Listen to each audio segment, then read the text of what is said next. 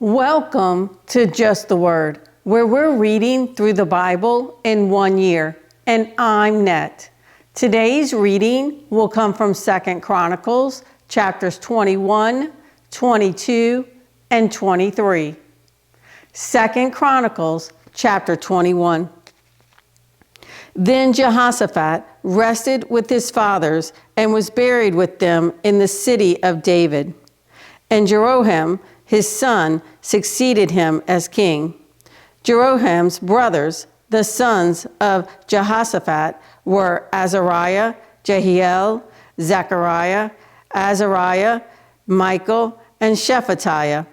All these were sons of Jehoshaphat, king of Israel.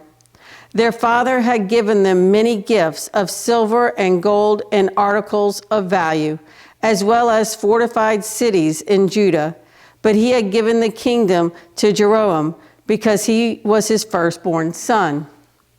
When Jeroboam established himself firmly over his father's kingdom, he put all his brothers to the sword along with some of the princes of Israel. Jeroboam was 32 years old when he became king, and he reigned in Jerusalem 8 years. He walked in the ways of the kings of Israel, as the house of Ahab had done, for he married a daughter of Ahab. He did evil in the eyes of the Lord. Nevertheless, because of the covenant the Lord had made with David, the Lord was not willing to destroy the house of David. He had promised to maintain a lamp for him and his descendants forever. In the time of Jeroboam, Edom rebelled against Judah and set up its own king. So Jeroboam went there with his officers and all his chariots.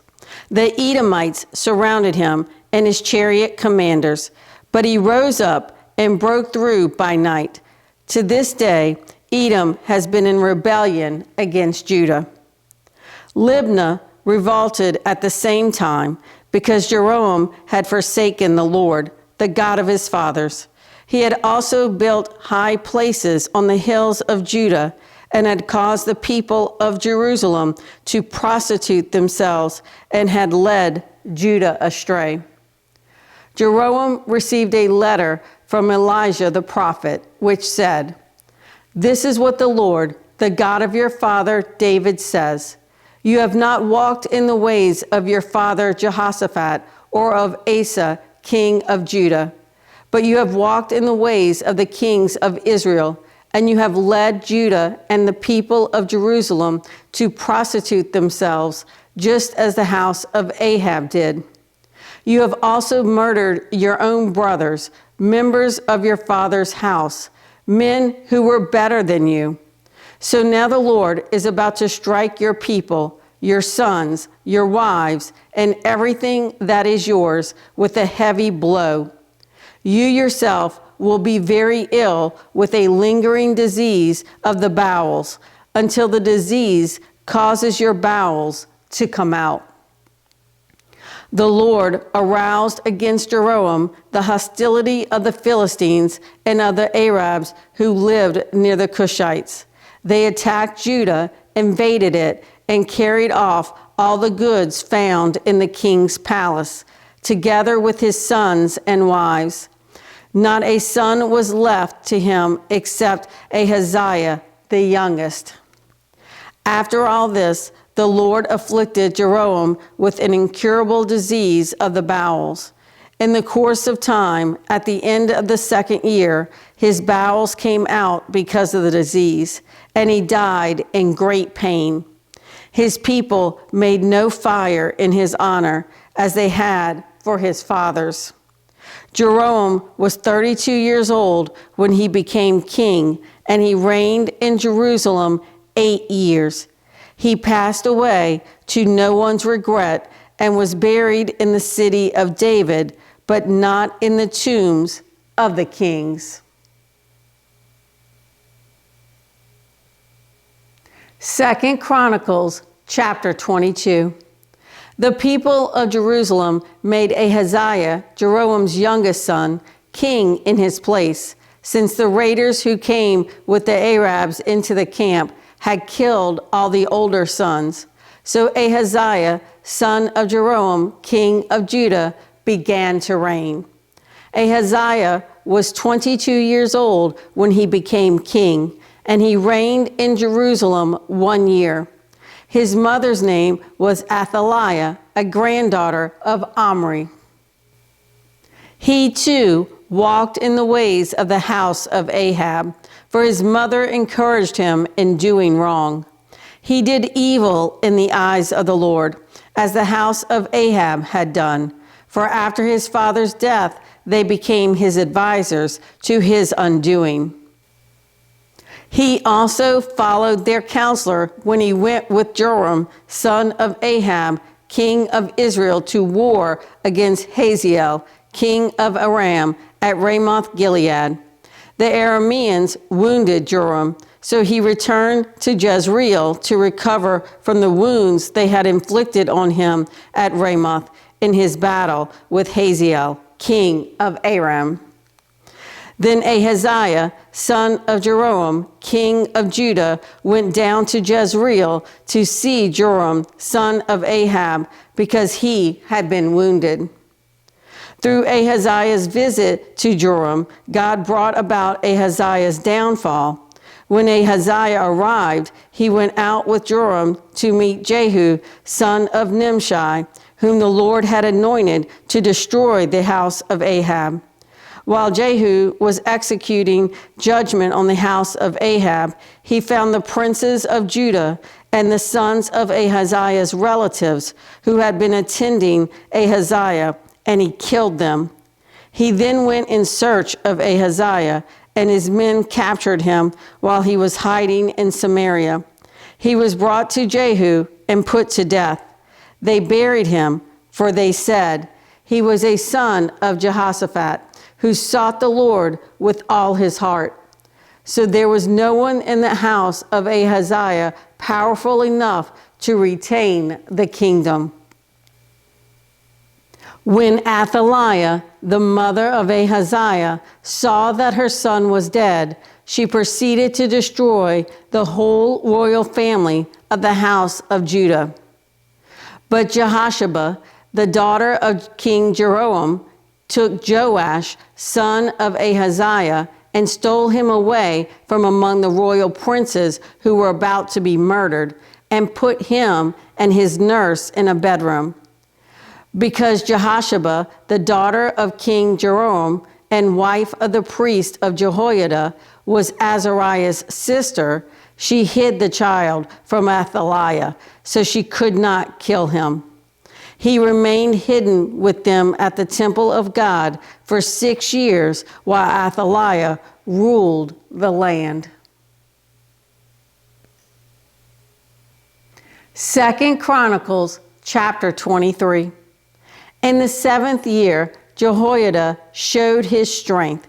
He made a covenant with the commanders of units of 100, Azariah, son of Jeroboam, Ishmael, son of Jehohanan, Azariah, son of Obed, Maaseiah, son of Adiah, and Elishaphat, son of Zichri. They went throughout Judah and had gathered the Levites and the heads of Israelite families from all the towns. When they came to Jerusalem, the whole assembly made a covenant with the king at the temple of God. Jehoiada said to them, "The king's son shall reign, as the Lord promised concerning the descendants of David. Now this is what you are to do. A third of you priests and Levites who are going on duty on the Sabbath are to keep watch at the doors. A third of you at the royal palace, and a third at the foundation gate, and all the other men are to be in the courtyards of the temple of the Lord. No one is to enter the temple of the Lord except the priests and Levites on duty. They may enter because they are consecrated, but all the other men are to guard what the Lord has assigned to them. The Levites are to station themselves around the king, each man with his weapons in his hand. Anyone who enters the temple must be put to death. Stay close to the king wherever he goes." The Levites and all the men of Judah did just as Jehoiada the priest ordered. Each one took his men, those who were going on duty on the Sabbath and those who were going off duty, for Jehoiada the priest had not released any of the divisions. Then he gave the commanders of units of 100 the spears and the large and small shields that had belonged to King David and that were in the temple of God. He stationed all the men, each with his weapon in his hand, around the king, near the altar and the temple, from the south side to the north side of the temple. Jehoiada and his sons brought out the king's son and put the crown on him. They presented him with a copy of the covenant and proclaimed him king. They anointed him and shouted, "Long live the king!" When Athaliah heard the noise of the people running and cheering the king, she went to them at the temple of the Lord. She looked, and there was the king, standing by his pillar at the entrance. The officers and the trumpeters were beside the king, and all the people of the land were rejoicing and blowing trumpets, and singers with musical instruments were leading the praises. Then Athaliah tore her robes and shouted, "Treason! Treason!" Jehoiada the priest sent out the commanders of units of 100 who were in charge of the troops and said to them, "Bring her out between the ranks and put to the sword anyone who follows her." For the priest had said, "Do not put her to death at the temple of the Lord." So they seized her as she reached the entrance of the horse gate on the palace grounds, and there they put her to death. Jehoiada then made a covenant that he and the people and the king would be the Lord's people. All the people went to the temple of Baal and tore it down. They smashed the altars and idols and killed Mattan, the priest of Baal, in front of the altars. Then Jehoiada placed the oversight of the temple of the Lord in the hands of the priests, who were Levites, to whom David had made assignments in the temple to present the burnt offerings of the Lord as written in the law of Moses, with rejoicing and singing, as David had ordered.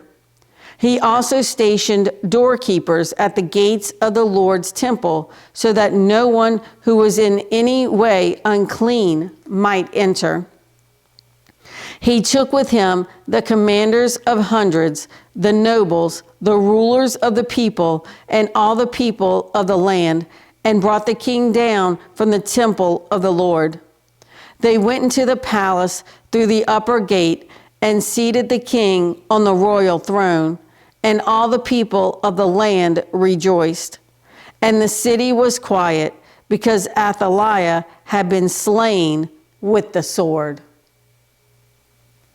Thanks for joining Just the Word. See you tomorrow.